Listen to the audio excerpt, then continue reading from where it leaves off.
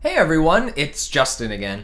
Today we'll be using features in graphs to understand problems.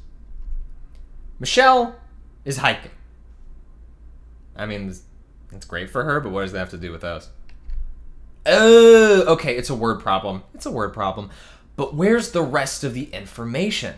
Is it not going to tell us how far she hiked, or how long it took, or her speed, or whether she took her dog with her? Well, that's what the graph is for. The graph shows us how long she's been hiking, how far from home she is, and the slope that would be in a rate in miles per hour. So that's her speed. So then what is Michelle's speed? There are multiple ways to find slope, but let's use the slope formula. First, we need 2 points, so let's use this one and this one.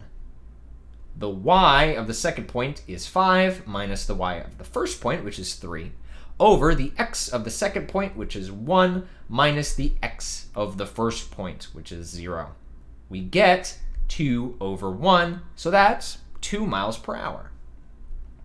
The y-intercept is another value we're usually given in word problems, so how would we interpret it?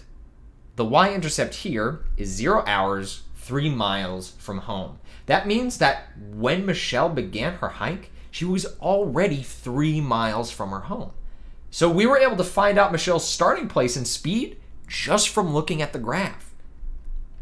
Let's go through another example. This table shows what percentage of people have preferred paper bills every year since 2017. First, what does the y-intercept represent here? Well, the x-axis is how many years have passed since 2017. So 2017 plus 0 years would be the year 2017. The y-axis is the percent of people that prefer paper bills. So at the y-intercept, 90% preferred paper billing over digital billing. If we choose a second point and then find the slope, we find that the amount of people who prefer paper billing drops 15% every 2 years. Or in other words, it drops 7.5% per year. This line is going to keep going down until it hits the x-axis. So, how would we interpret the x-intercept here?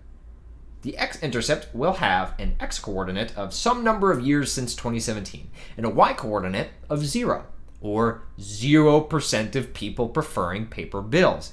So the x-intercept would represent the year in which nobody prefers paper bills anymore. Graphs can tell us the same things as word problems. We just have to know how to interpret features like slope and intercepts. If you need some more examples, check out the practice game on our website.